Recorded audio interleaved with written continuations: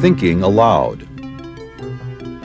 Conversations on the leading edge of knowledge and discovery with psychologist Jeffrey Mishlove.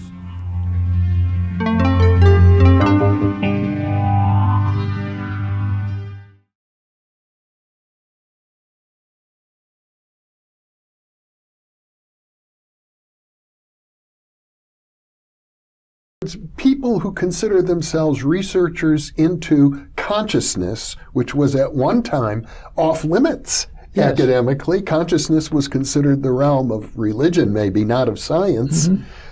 They treat parapsychology with at least interest and respect.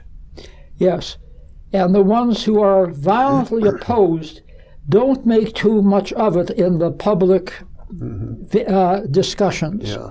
They might do so privately, but the public discussions are very polite. Well, over a half a century of your involvement in the field, I have to say, in order to say that the field is progressing, funding and public interest aside, one would want there to be a progression in the knowledge that's been obtained. Again, there is good news and bad news.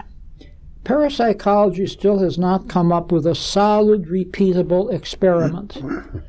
However, the caveat here is, look at psychology in general. Some of the principles of psychology that we take for granted are not easily replicable either.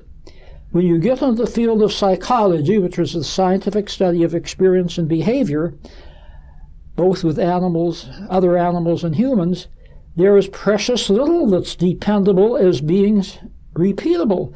This is why some people in the so-called hard sciences don't even consider psychology a valid science, because things are not repeatable. All of the social sciences and behavioral sciences are considered, I think that's one of the reasons that they are so harsh when it comes to parapsychology, is because they've, or, you know, only in the middle of the pecking order, or towards the bottom end of the pecking order, and their own prestige is under threat. Oh, you're absolutely right.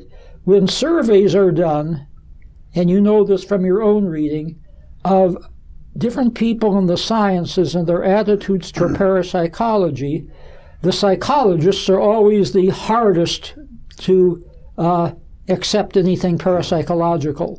And I think you're right. They try to make parapsychology lower on the pecking order than they are. But let's go back to repeatability, because I'm under the impression that there are any number of repeatable experimental paradigms in parapsychology. We talked about remote viewing for one, that are repeatable in a statistical sense, not mechanically repeatable every time, but certainly when you do the experiment over and over again in dozens of laboratories, and meta-analyses show maybe an overall combined probability of success at what is called the 6 sigma level, 6 standard deviations from chance. Yes. The probability that could occur by chance alone is less than 1 in a million.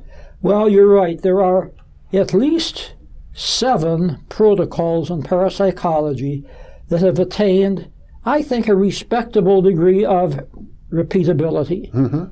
And some of your listeners might not know what a meta-analysis is. Well, an analysis is analyzing the results of one experiment. You go to the meta level, you take all of the well-done experiments in a particular field and see what the overall trends are. And yes, in these 6 fields, remote viewing being one of them, the odds of this being due to chance are astronomically high. So even though they cannot be repeated on demand, the sum total is very impressive.